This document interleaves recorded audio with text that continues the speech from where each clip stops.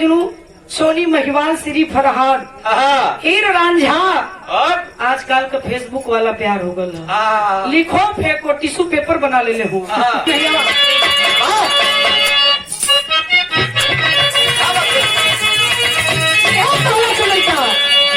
अरे ऐसा पहली, अरे ऐसा पहली बार हुआ है।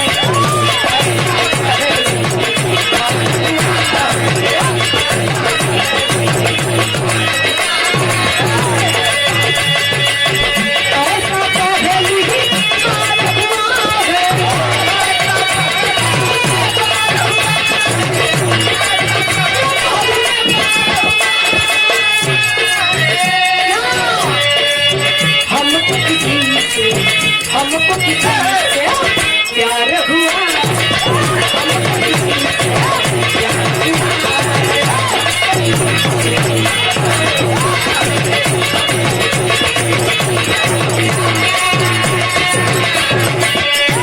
लेकिन याद रहे, कहाँ याद रहे मेरे कवि जी का कलम लिखत का लिखलन। अरे ना जाने, अरे ना जाने पलटे किसी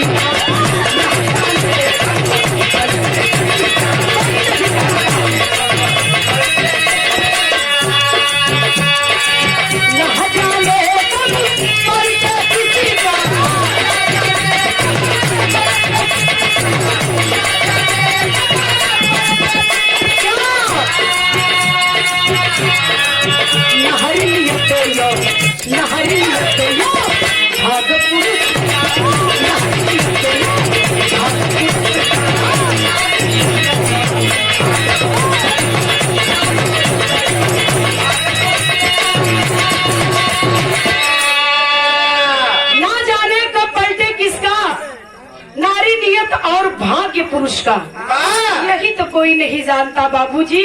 यही से बिरहा का कहानी शुरू भई। क्या होती है माँ, अभी जी लिखत होनावा।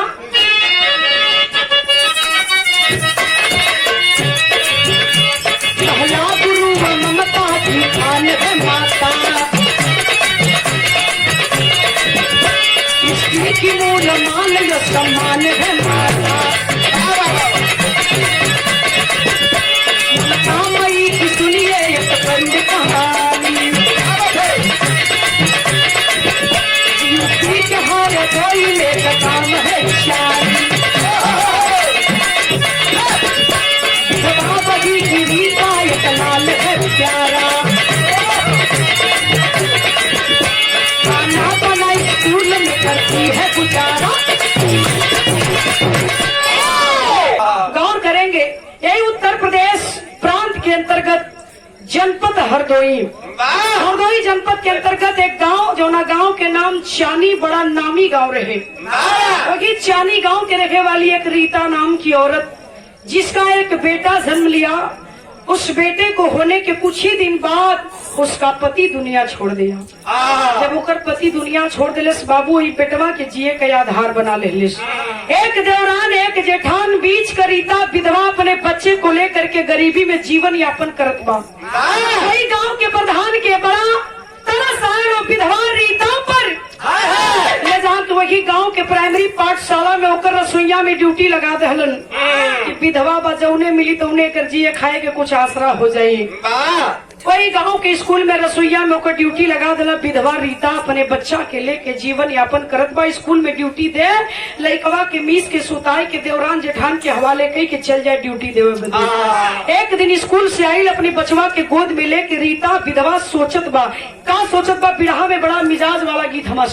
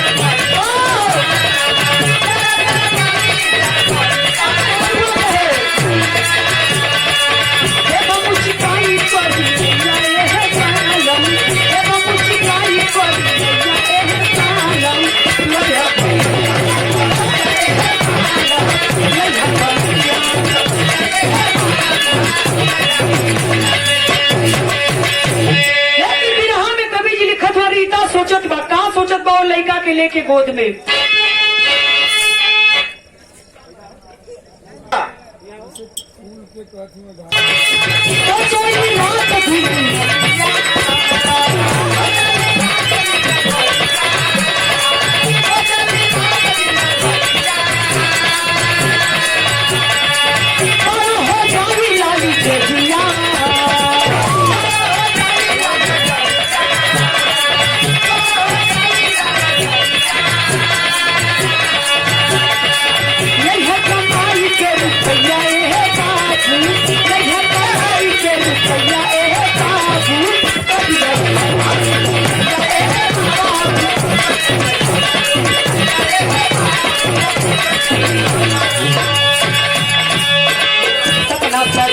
रोजी रोजी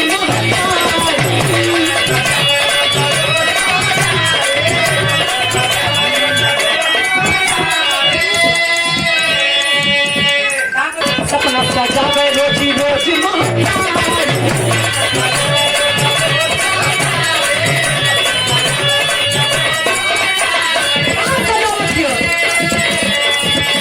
अपने बनाई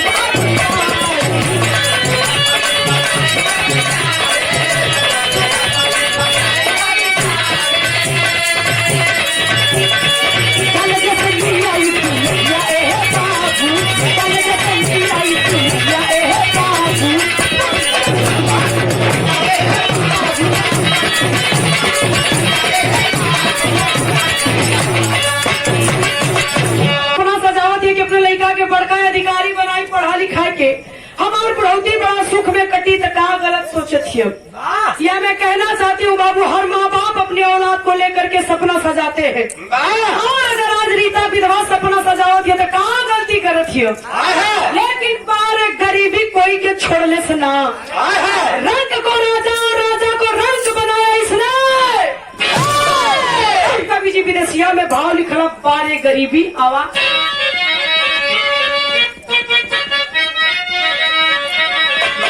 ओरिया का पानी हो, अरे बड़े रिया पे चढ़ी जाला, आटा किलो होला जब अवेले गाड़ी दिया, सगरी विपत्तिया तू पहले वही बखतिया, दिन होला पातरी छाई जाले बदला सीबिया, रीता स्कूले गईली, अरे जिंदगी माहुर भई, देवरानी जे करी नाम रहल देविया, बचवा के जाके पास अरे कई दिहल कुलानासी, अखिया में पाई जली के डाले खुली के दिबिया। अब बात के समझ लाई बाबू, रीता अपने बचवा के मीस के सुताई के पिया खिया के सुताई के देवरान जेठान के हवाले कही के चल गई ड्यूटी देवे स्कूलवा पर। दोनों देवरान जेठान आपस में बातियावत थी कि अरे यह लड़कवा बहिन यह लड़कवा जब बड़ा हो जाई तब 3 हिस्सा हो जाई।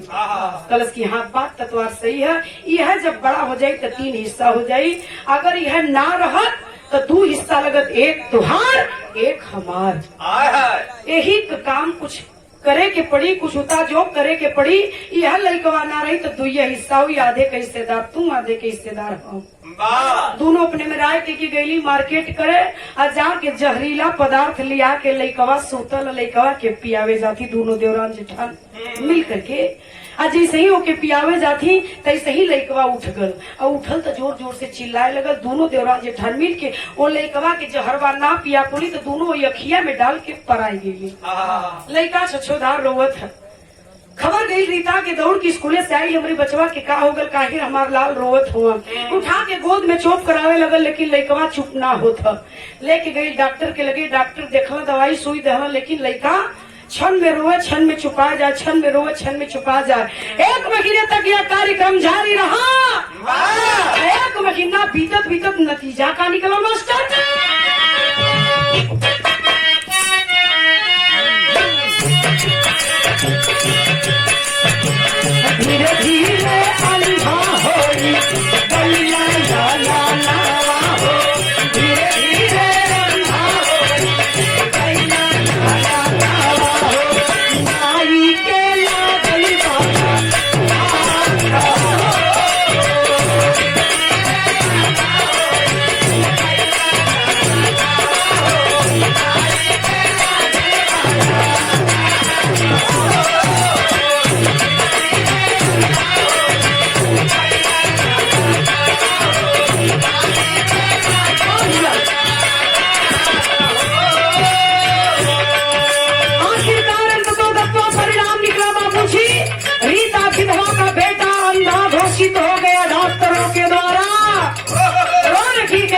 अब बहुत से काम पहले मरी गई ले सोनी हमारी मालिक के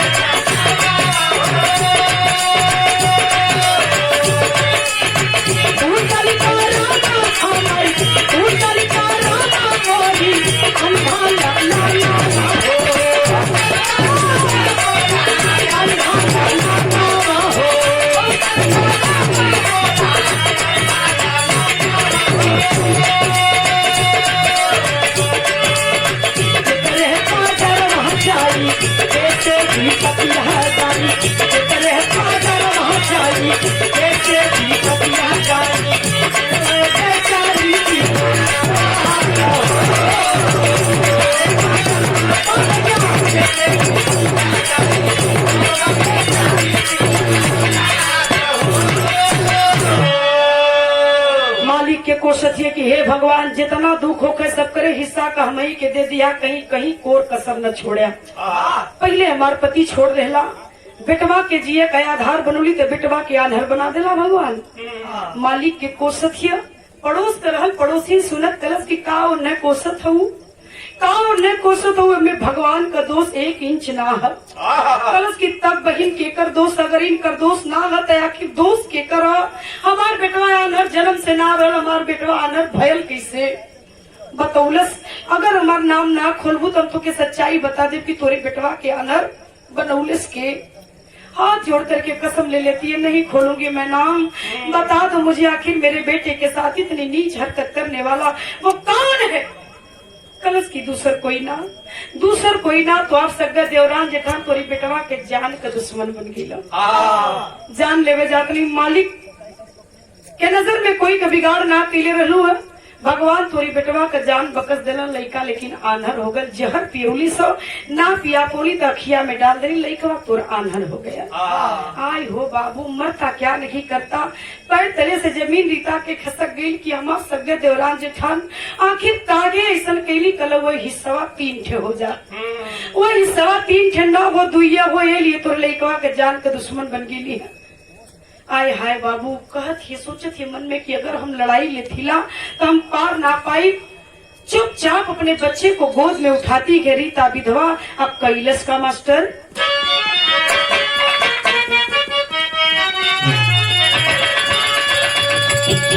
तजली भवना तजली भवना वाले आल्हर सुगना मारो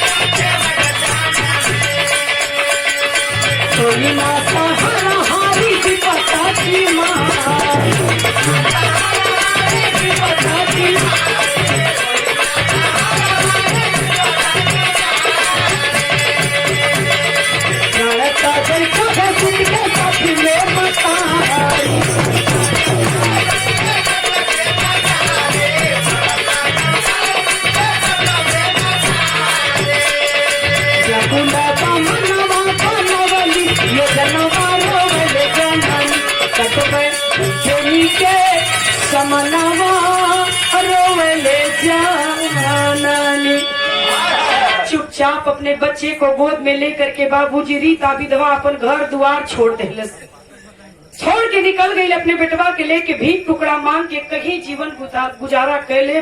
लेकिन एक घर में ना रब आज हमरे लेका का गुलाम छोड़ ले है एदन का यहाँ हाल रही तो कल जान हमरे लेका के लेके तब कुलमनी है। चुपचाप अपने लेकवा के लेके घर द्वार छोड़ के निकल गई भीख टुकड़ा मांगे लगल।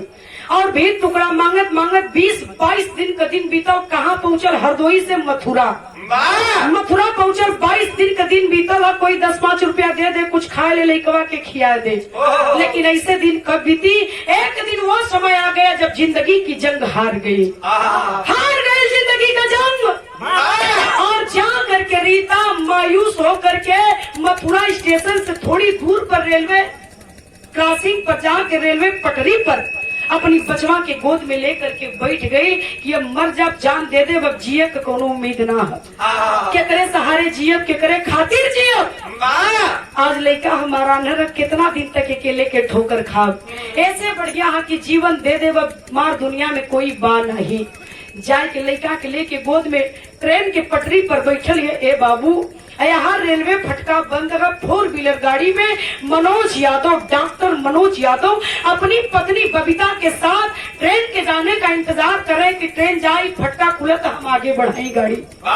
बबीता के लघु शंका समझ में आई। कले की डॉक्टर साहब, जब तक फटका ना खुला हम लघु शंका करके आवत ही कला जा, जल्दी आवा।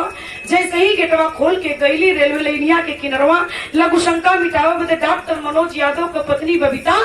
और जब जात नहीं तो वही रीता विधवा पर नजर पड़ गई। नहीं बर्दाश्त हुआ, अपने पति को आवाज लगा देती है, डॉक्टर साहब, डॉक्टर साहब। और केलन की का हो गल, हमार दुल्हन काहे चिल्लाती, आखिर बात का है। जब जाए देखा, कल का बात बा, कल क्यों देखा कोनो औरत अपने गोद में बच्चा लेकर के ट्रेन के पटरी पर बैठल है। ट्रेन बड़ा जोर से आवत बा, कट जाई मर जाई, होकर जान बचाला। दौड़ के गईलन डॉक्टर मनोज यादव और जा करके पकड़ के कलाई खींच ला। आवाज मुख से आ गई, बहन क्यों जान देने जा रही हो? ट्रेन गुजर गई। जब संकेत किलन की आखिर क्यों जान देने जा रही हो? वो ट्रेन तुझे देख करके रुकने वाली नहीं है। क्यों जान देना चाहती? आखिर कौन है तू? कहाँ की रहने वाली है? क्या परेशानी है बहन? बहिन कहलन, पकड़ के कलाई छूल गई, पाँव पकड़ के लगल रोए। कलश की भैया, बहिन कहत हुआ, भाई बनत हुआ, भाई का फर्ज जानला कि भाई का फर्ज का होला। बहन कह रहा हूँ तो भाई का फर्ज अदा करना जानता हूँ। पर रखी मुझे अपना भाई, अगर कोई शक है तुझे तो बहन कहा हूँ तो भाई का फर्ज अदा करके रहूंगा। अदा करता हूँ बहन, बोल कहाँ की रहने वाली है? सारी आप बीती कहानी सुना दिलस। यार बबीता डॉक्टर मनोज का पत्नी लइकवा के गोदिया में लेके जिसे गाय अपने बछवा के चूमे प्यार करे। हे बाबू, वही तरह डॉक्टर मनोज का दुल्हन वो बचुआ के गोदिया में लेके बबीता चूमत है। ए लइका के लेके जान देवे जात हो। इतना प्यारा बच्चा मालिक तोरी गोद में देले हुआ, एक कीमत तोरे समझ में ना आवत था। कलश कीमत खूब समझ में आवला, लेकिन मरता क्या नहीं करता। कलश की जौने लइकवा के लेके जान देवे जात हूँ, वही लइकवा खातिर 14 साल से हमार गुदिया तरसत। 14 साल हो गए, एक मालिक के गुदिया में काली बिटिया तक ना दिलन। बेटवा के तो बतिये छोड़ता, लेकिन वो गुदिया में डॉक्टर का पत्नी बबीता चूमत प्यार करत है। कल इनकी ले चलूंगा तुझे अपने डॉक्टर मनोज यादव को ले चलब अपने घरे, सम्मान दे, वो सम्मान दे जो तो क्या जीवन धरती पर कोई दे लेना हुई। बहन कहा हूँ तो बहन ले चलकर तुझे मैं वो सम्मान दूंगा, भाई बनकर आजीवन तुझे प्यार करूंगा। ले गई मनोज अपने घरे, ले जा करके रीता के बेटवा के वो प्यार उस सम्मान से आंखों पर रख दलन। समय कितना बीतल, यही लिए दुनिया में कहल जाला बाबू, उनके घरे देर अंधेर ना, अब कर भला तब हो भला। कहाँ भला भेल तनी आवा मास्टर।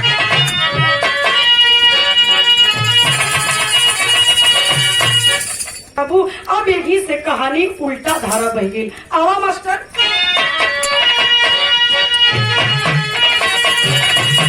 बड़ी पुरान गीत है, हमारे उस्ताद के मुहे आप लोग सुन ले होगा, हमारे गुरु विश्वनाथ यादव जी। बड़ा मसल के गीत के बड़ा मूड में रहलो, बड़ा प्यारा लगल उनके मुहे से।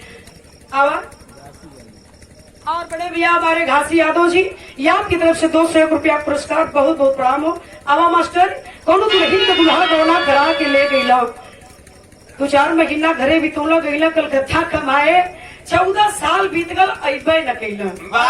दुल्हनिया कहले रहल का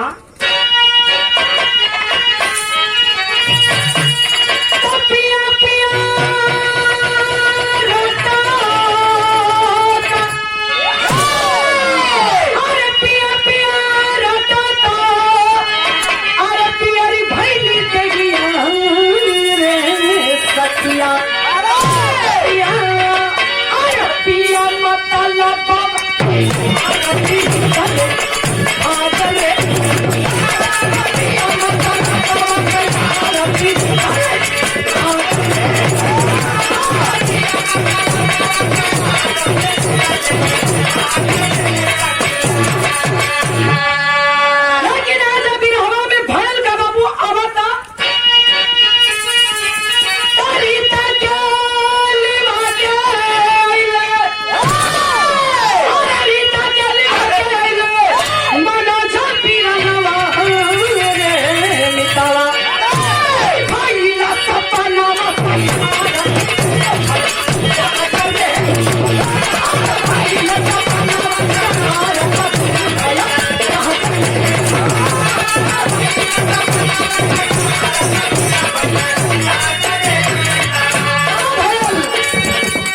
कविता के सगुना बुझाई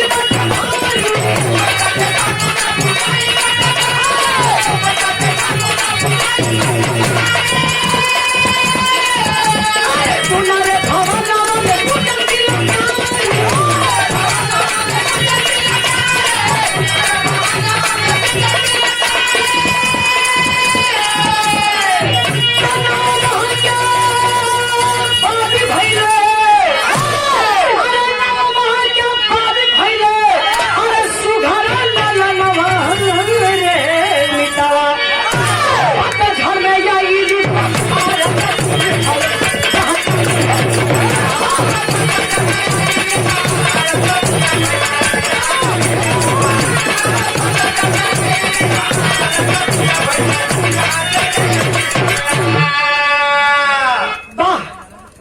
कि भगवान हो कोई का भला कराए बाबू ओकर 10 गुना लौट के मालिक आपके फल दी हम।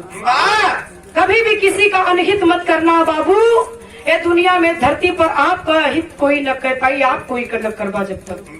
कौन भला तो हो भला। जहाँ डॉक्टर मनोज अपने घरे लेके अलन रीता के उस सम्मान प्यार दुलार देवे शुरू कैलन ओ अनहरा के माई के तुना उनके सराखों पर रखा कोनो कमी ना हो।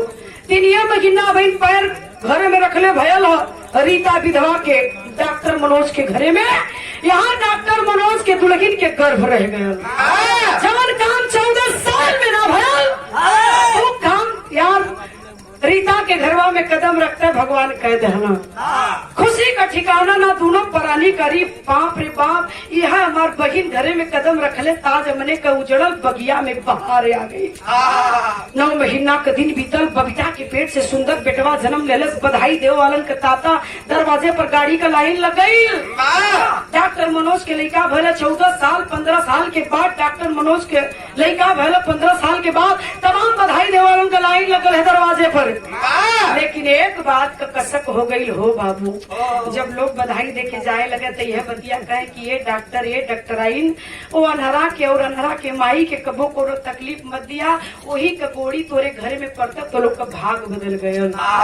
बतिया लेले से सुन के वह अनहरा कमाई रीता विधवा ये बतिया के सुन लेले मन गिरा के बैठल है। यहाँ सब चल गए। शाम का टाइम में डॉक्टर मनोज देखा तो बहिन बड़ा उदास है।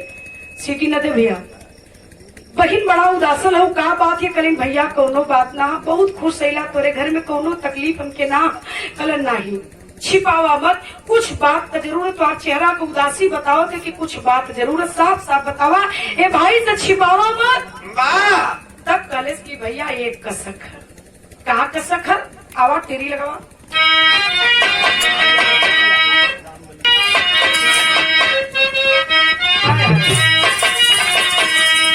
मेहनवा जियो के साल बन गई। अब तक ताना सुनी है यमुना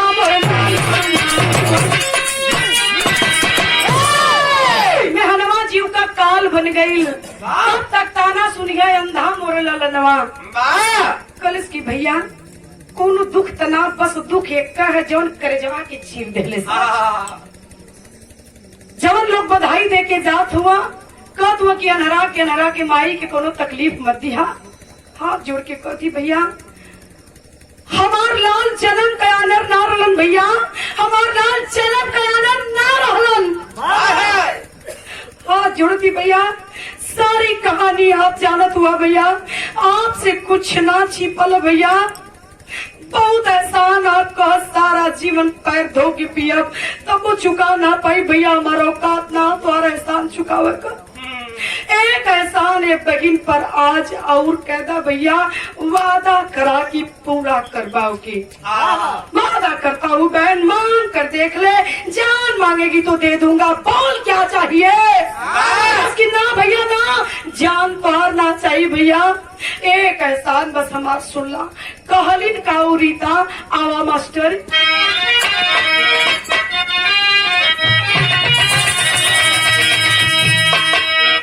माई सोचेली कहबो,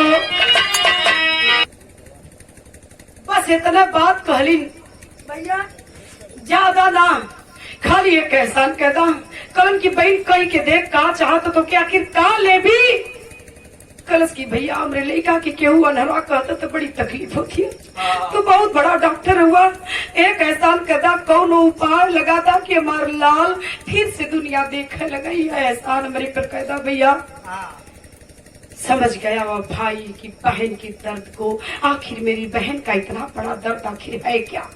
कोई इसके बच्चे को अंधा कह रहा है, कलन की बहन सच्चाई तय है कि तुहार लड़का अनहर, सच से मुख मत मोड़ा। कलिन सच्चाई जाना थी भैया, लेकिन का सच बदल ना सकला, हमार लाल दुनिया ना दे सकला। वादा करा कौन उपाय लगवा देबा। कलन की बहन तन को चिंता मत करा, गईलन बड़े डॉक्टर ने तो चिकित्सक से परामर्श राय कैलन। आयलन जब घरे तो बहन के बतावत हो कि बहन तू चिंता मत करा, एक उपाय है, तुहार लड़का दुनिया देखे लगी। कलिन का कलन की एक आंख अपन अपने बेटवा के दान देता, एक आंख से तू दुनिया देखा, एक से तुहार बेटवा देखी, दोनों माई बिटिया दुनिया देखा, कोई अनहर न रही। हिल जाएंगे आप अपनी धरती से बाबू। जब इतनी बतिया माई सुनल तब जवाब डॉक्टर मनोज के का दिल तनी आवाज। अरे माई सोचेली ताबो, अरे माई सोचेली ताबो,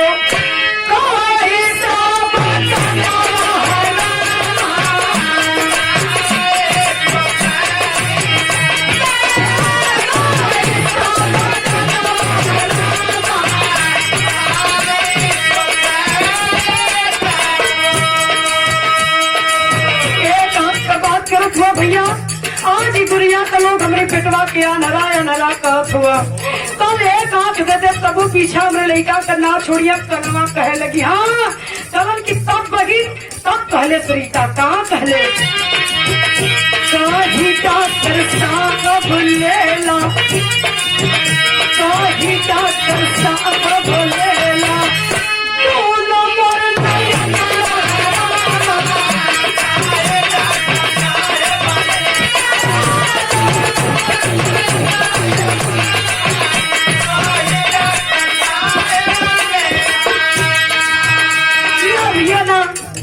कीमत पर अपने लाल के आज अनहरा सुन लिया, काल कनवा ना बर्दाश्त कर पाई। कलन की बगिन तू अनहर हो जेबू, कलन की मंजूर है भैया। अनहर बन के कोनो कोने में तो लोगन के एक रोटी जूठ काट खाए के हम बिता ले, लेकिन बेटवा के कनवा कोई कहीं तो बर्दाश्त ना करब।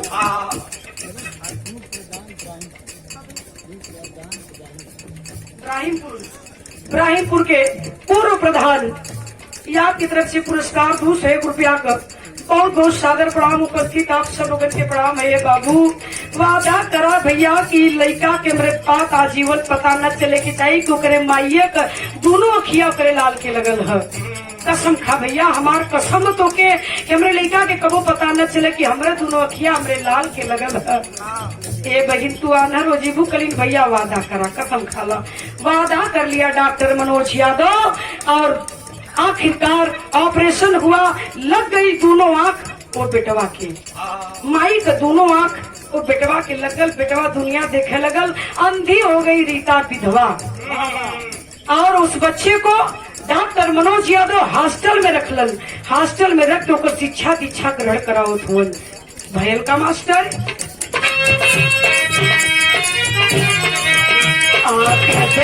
बेटा के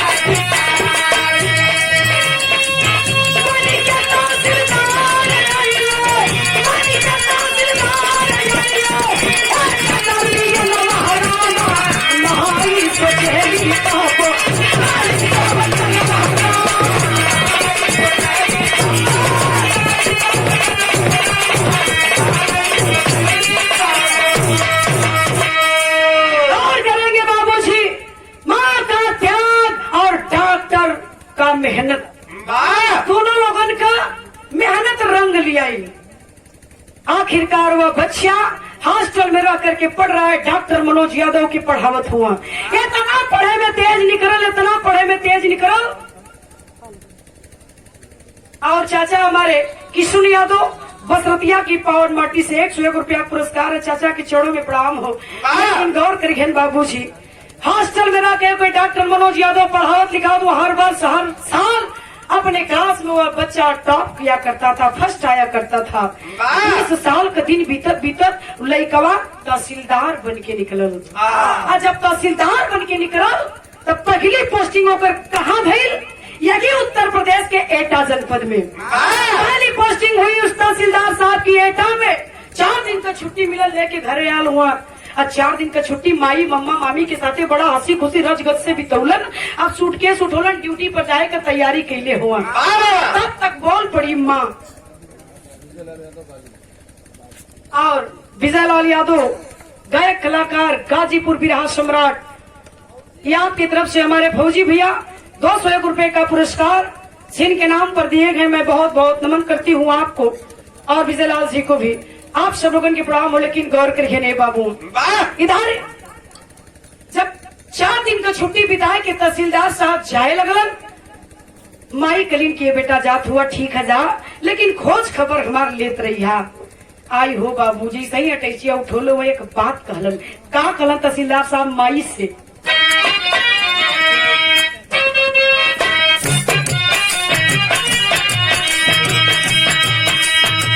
माई कह चारनिया खाई के चोला का चानिया हो।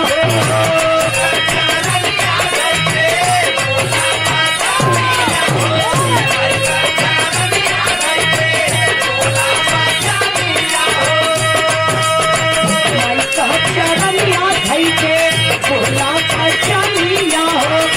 पूरा कोई माई बोला परेशानिया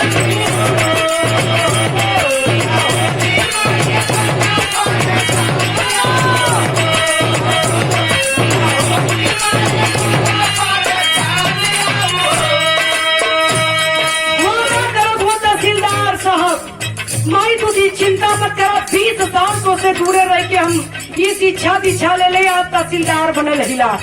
एक पल के लिए भी तोर बेटा अब तो से दूरे ना रही। सुन हमार बात, का कवन माई से वादा कर नहीं सुना। यही दिन हमारी विचार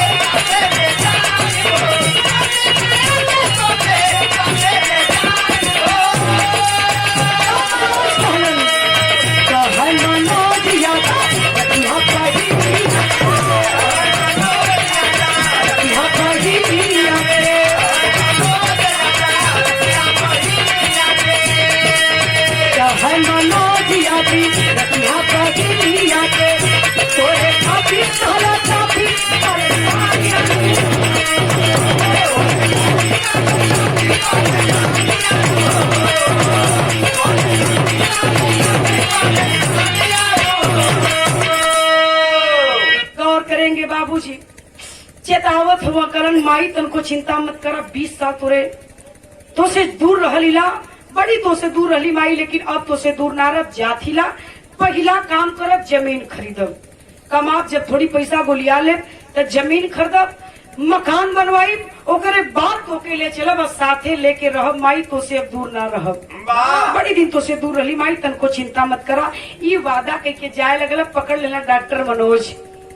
खलन के ठीक है, जो जमीन खरीद के मकान बनवा के बहन के हमरे लेके जाइबे, अपने साथे लेके रहे, लेकिन याद रहे हमरे बहन के कबो गलती से भी भुलाए का कोशिश मत करे। बहुत परेशानी सहले तोके, बड़ा परेशानी बड़ा दुख झेल के तोके बड़ा कैले है।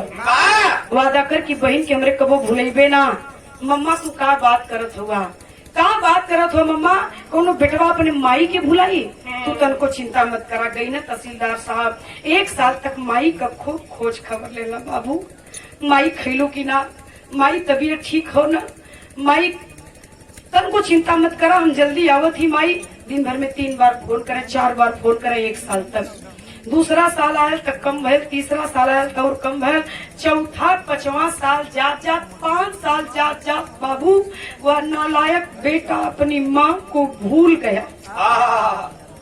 बोल गया अपनी माँ को कि कोई मेरी माँ है जो विधवा है और अंधी भी है। जिस माँ ने मुझे इतनी तपस्या के साथ आज तहसीलदार बनाया है, उस माँ का हाल चाल कर लो नहीं। माँ को भूल गए तहसीलदार राजीव शर्मा जी। माई का ममता मनोज से कदिन कहो भैया फोन करत रहा, हाल चाल लेत रहा। आजकल का बात ये हाल चाल ना करत है, एको बार फोनो ना करत। हमार लाल कैसे हुआ कैसे ना हुआ, ये माई का करे जा, ये माई का ममता। अधिकारी न हुआ, बड़का साहब न होकर हुआ, उनके टाइम ना मिलत हुई भैया। यही से हमार लाल न करत हुआ, पता नहीं खात होत हुआ कि ना खात हुआ, खाली ड्यूटी करत हुआ। कैसे हमार लाल हुआ, माई छपटियात है बेटवा खातिर। लेकिन नालायक बेटा एक बार भी माँ की खोज खबर नहीं ले रहा है। 5 साल का दिन बीत गयल, भयल का मास्टर तो नहीं पहपट लगा।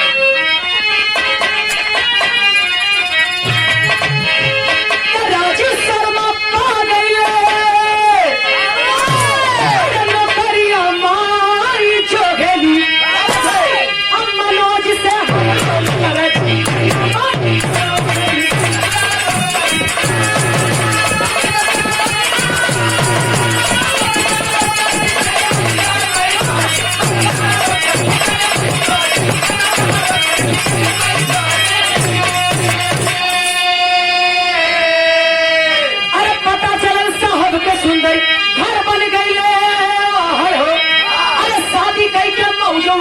लड़के साथ में मेहर हो, हमार बूढ़ा रोज करे झिकरिया माई जोगेली।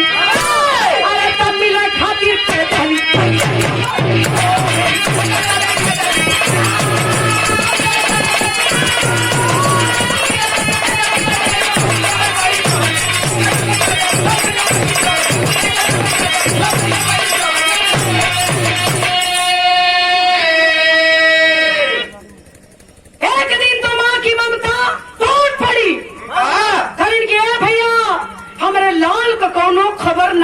था।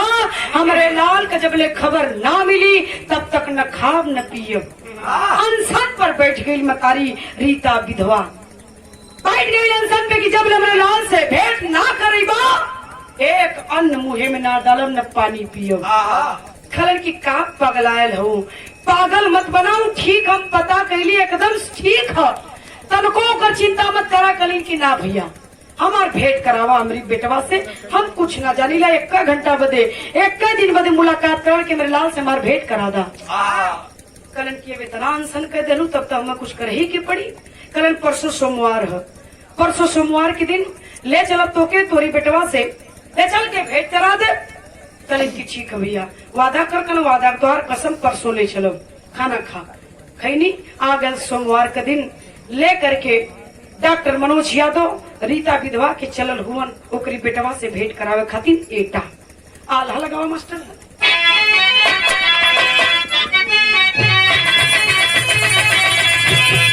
अरे माई हो मगाई, अरे माई हो मगाई, ले जा हाल दुनिया में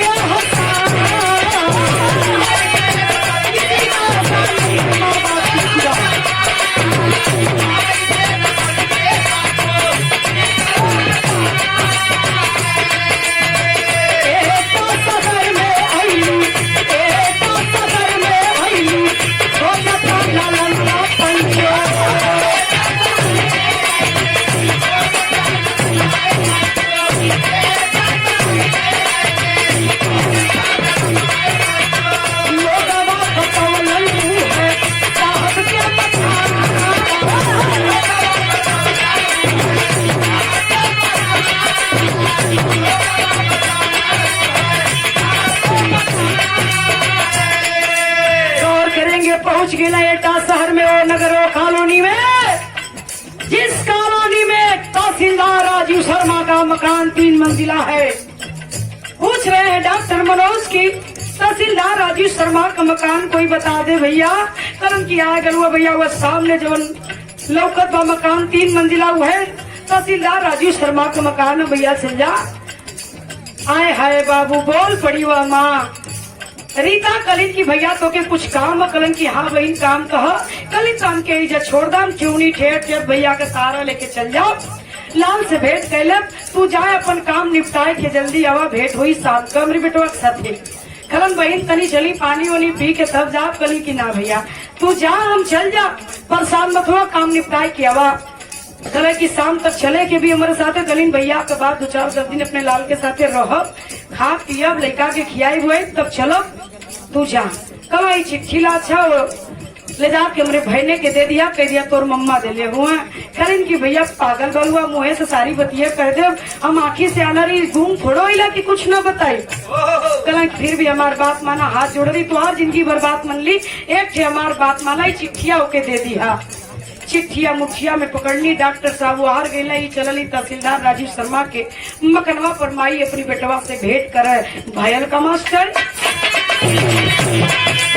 रहल दुआरी या पर, रहल दुआरी या पर, हरा दरवंदा बारी।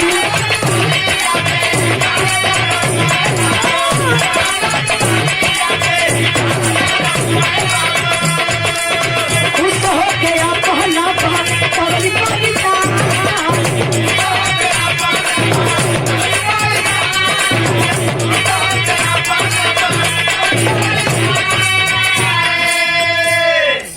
आए है दरवाजे पर एक दरबान खड़ा के, तहसीलदार राजू शर्मा के दरवाजे पर, जेके वॉचमैन कहल जाला, खड़ा हो गई। कौन पड़ा हुआ दरबान, कौन हो, किससे मिलना है, कहाँ आ रही हो? कलिन की तहसीलदार राजू शर्मा का मकान है भैया। खलन की हाँ आए बढ़िया, कहाँ है तू? खलस की जौने साहब का तू नौकर हुआ, छाती गर्व से माई का फूल के चोरी भइल है, गर्व से सीना ठोक के। कलिन की जौने साहब का तू नौकर हुआ, वही तोरे साहब का माई हिला। कहदा अपने साहब से कि तोर माई आयली दुआरे खड़ा ही, तोरे सामने का मार बेटवा के गोदी में भर के ले जाई। तब तो के समझ में आई कि हम के हिला। क्या बुढ़िया पागल हो गई है, तू अंधी दिखाई दे रही है और तू मेरे साहब की माँ हो ही नहीं सकता। तब तक अंदरवा से 4 चक्का गाड़ी हारन देती है, गेटवा खोले बदे। दरवान गेट खोलस, और जब दरवान गेट खोलस तक का भेल मास्टर, पड़ली नजरिया देखा, पड़ली नजरिया देखा, नीचे उस पलिया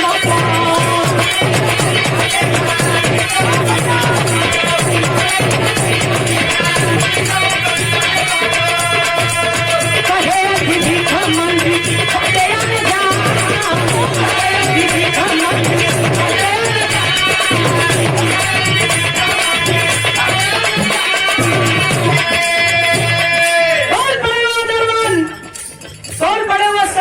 जो गाड़ी में बैठने जा रहे हैं।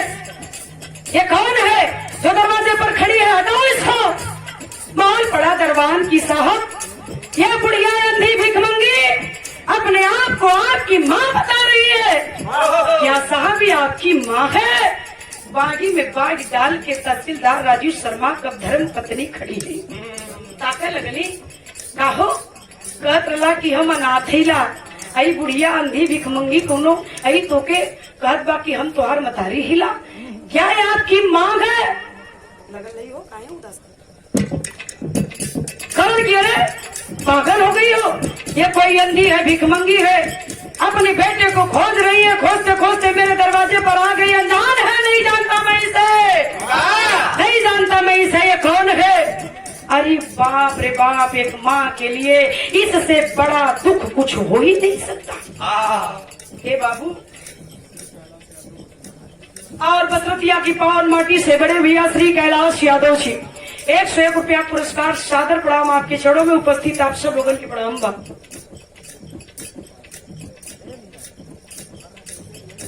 और हमारे राम सिंह यादव जी चंदौली तुलसी आश्रम से कई बार हमारे विजयलाल जी का कार्यक्रम करोलन अपने यहाँ। बहुत बहुत आपकी नमन, बड़ा सुंदर दुपट्टा पुष्पहार देके सम्मान के लिए प्रणाम।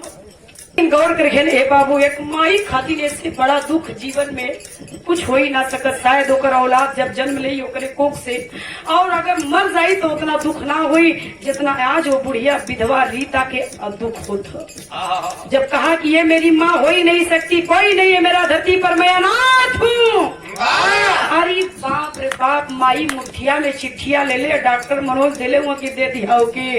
अब माई के हिम्मत ना कि एक कदम आगे बढ़ावे और चिट्ठिया ओके दे दे नालायक के। नालायक जब इतनी बात कहलस तो माई का कहिलस, आवा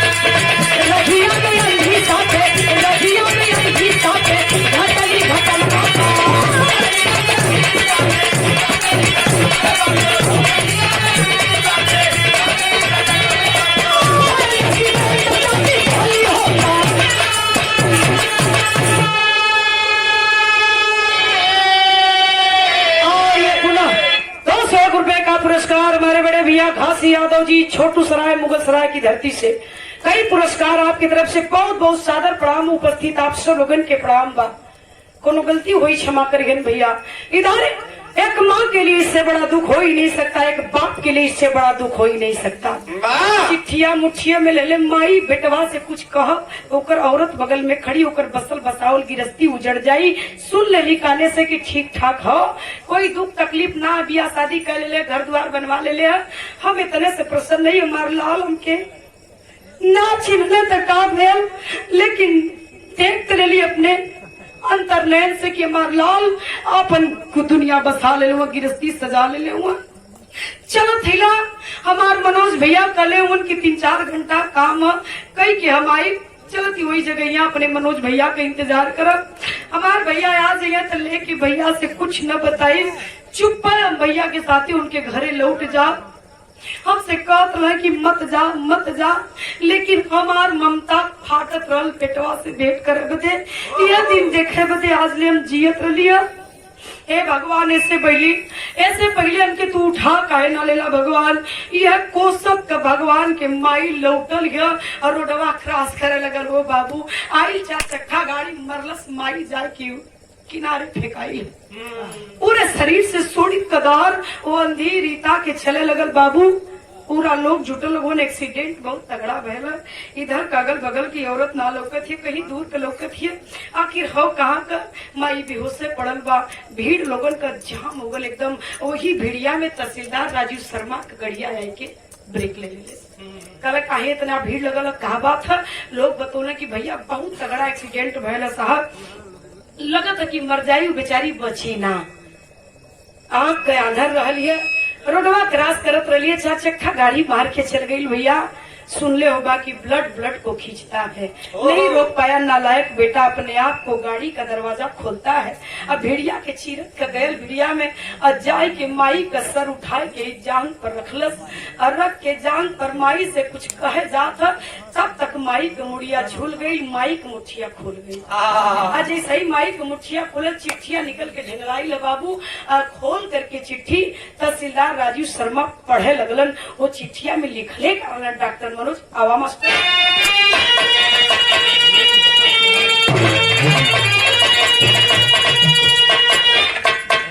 मजबूरी रहल, डॉक्टर मनोज का कसम में बंधले रही रीता ना बता पूले न तो चिट्ठिया मौके लिख के देत हुन। का लिखले रहलन, का पढ़त हुन आवा।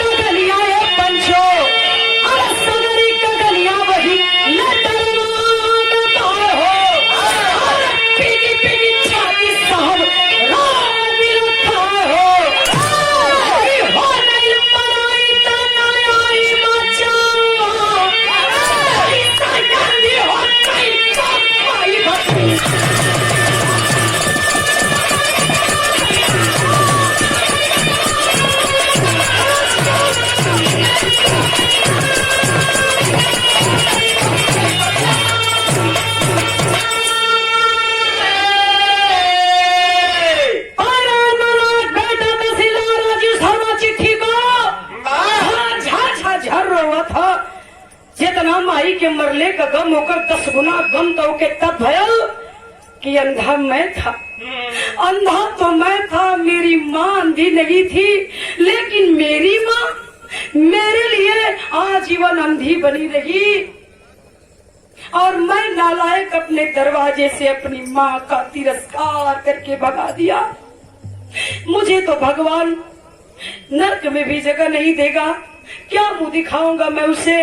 आज पश्चाताप की अग्नि में जलत है राजीव शर्मा तहसीलदार। रोवत हुआ छाती पीट पीट के वही लाश पर लोग थूके लगलन। इतना नालायक, इतना नालायक, इतना नालायक। लाश पोस्टमार्टम के गई बाबू, लाश पोस्टमार्टम से आई है।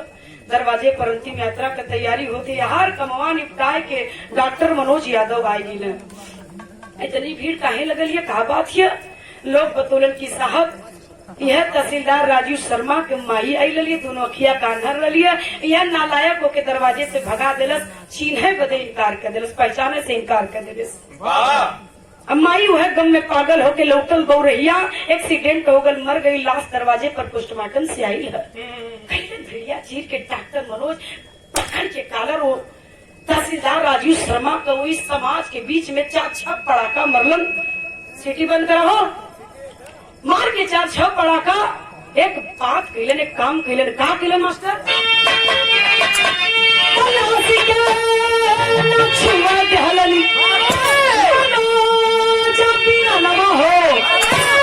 अपने हाथ मथुरा में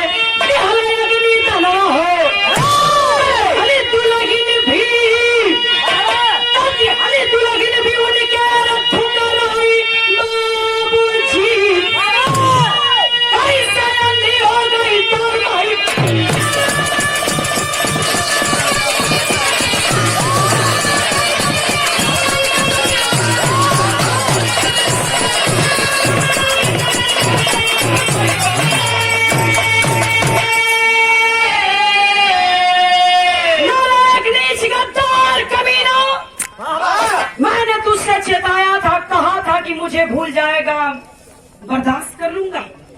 मेरी पत्नी को भूल जाएगा, बर्दाश्त कर दूंगा, लेकिन मेरी बहन यानी अपनी माँ को भूल जाएगा तो कतई बर्दाश्त नहीं कर सकता। खो दिया तूने वो दरसा, हाथ मत लगाना मेरी बहन के लाश को, तेरा अधिकार नहीं है मेरी बहन के ऊपर। लाश को अपने कब्जे में ले लिए डॉक्टर मनोज यादव और लेकर के अपने मथुरा आइलन। यहाँ तहसीलदार साहब का दुल्हन भी ठोकर मार दले की नीच। जब अपनी जन्मदायिनी माँ का तू नहीं हुआ, जो माँ तेरे लिए आजीवन अंधी बनी रही, उस माँ का नहीं हुआ, तो तू मेरा जीवन में क्या साथ निभाएगा। ठोकर मारती हूँ तुझे और आज से अपना मनहूस चेहरा मुझे कभी मत दिखाना। छोड़ देती है तहसीलदार राजीव शर्मा की पत्नी उसे। धोबी का कुत्ता न घर का न घाट कर। लसिया लेके चले गिला मनोज, ये भी है लसिया लेके चले गिला डॉक्टर मनोज मथुरा में अंतिम संस्कार किला सम्मानजनक स्थिति में। अब ऐसे नालायक बेटों से हम आप क्या उम्मीद कर सकते हैं। ए बाबू, अपने लड़कन के खूब पढ़ावा, खूब लिखावा, शिक्षा खूब दीजिए, लेकिन शिक्षा के साथ साथ नीतू राज का निवेदन है, शिक्षा के साथ साथ संस्कार भी उतना ही जरूरी है जितना शिक्षा जरूरी है। बनारस हरिश्चंद्र घाट पर डी.एम. साहब आई अपनी माई